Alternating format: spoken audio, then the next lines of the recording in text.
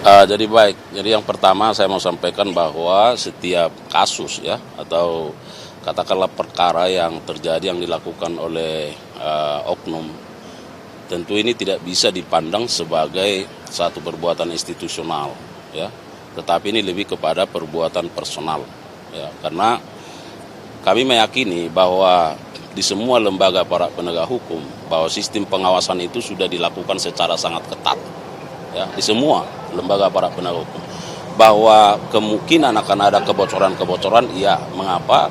Karena ini sangat tergantung terhadap sisi personalitas dari setiap aparat penegak hukum itu sendiri.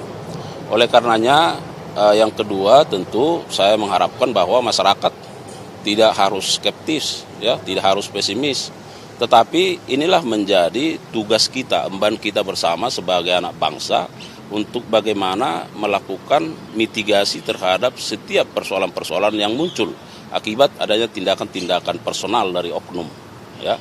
Ini yang harus kita selesaikan supaya apa?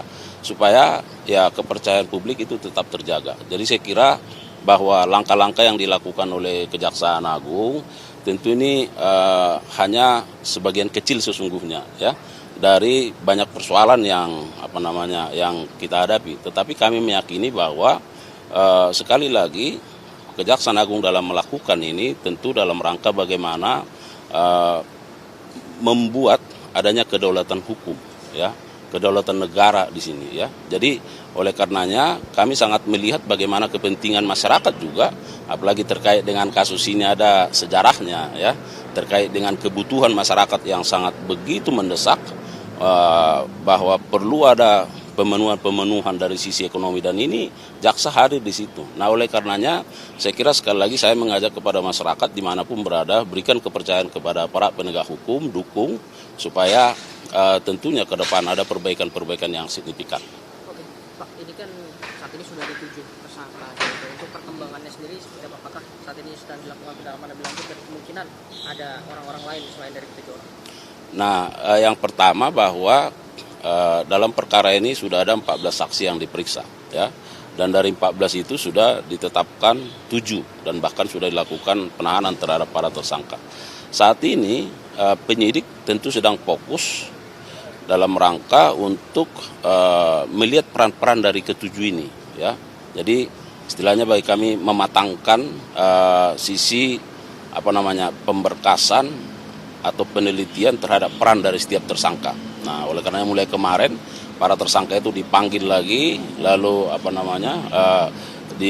diperiksa lagi, pemeriksaan lanjutan dari adanya keterangan-keterangan dari pihak-pihak dari saksi itu sendiri. Nah, yang kedua bahwa tentu jika memang ada pihak-pihak yang masih harus bisa atau dapat dimintai pertanggungjawaban, itu sangat tergantung dengan perkembangan dari fakta-fakta hukum yang ada.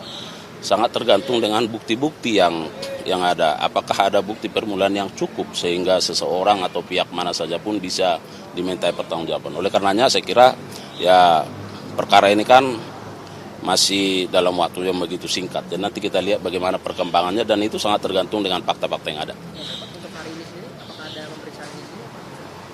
Nanti kita update ya, karena saya kira pemanggilan kan butuh waktu kan. Nah, apakah nanti penyidik misalnya masih fokus terhadap seperti yang saya sampaikan tadi atau memang sudah dijadwal, nanti kita update. Sedikit penegasan untuk dana yang 60M itu yang diberikan kepada MAN, apakah ini juga dana yang sama yang diberikan MAN kepada 3 hakim yang 22,5 miliar itu? Nah, itu juga akan terus didalami. Tapi kan sesuai dengan rilis yang kita sampaikan bahwa ini kan dijanjikan katakan dari AN itu kan 20. Lalu setelah dikomunikasikan dengan MAN naik jadi 60. Nah, apakah 60 ini semua atau ini hanya jatah untuk majelis dan seterusnya, ini akan terus didalami ya. Kemudian Pak, terkait ini barang bukti yang disita ini berbagai mobil mewah dan juga motor, ini kaitannya dengan kasus ini sendiri seperti apa Pak? Jadi begini, bahwa tentu dalam proses penyidikan ya ada upaya-upaya yang disebut dengan penggeledahan, penyitaan ya, bahkan ada namanya penangkapan, penahanan dan seterusnya. Nah, itu menurut hukum acara kita sangat dibenarkan. Nah, yang kedua bahwa tentu penyidik melakukan tindakan antisipatif ya kan? Ini kan 60 miliar. Nah tentu negara kan tidak boleh lagi kalah, ya, mengalami kerugian terus-menerus terhadap perbuatan-perbuatan para pelaku, ya. Nah sehingga penyidik kan harus antisipatif terhadap upaya-upaya dalam rangka pemulihan kerugian keuangan negara itu. Nah yang ketiga nanti akan dilihat apakah ini merupakan bagian dari alat kejahatan atau hasil kejahatan. Nah ini yang akan terus didalami oleh penyidik juga. Download Tribun X sekarang, menghadirkan lokal menjadi Indonesia.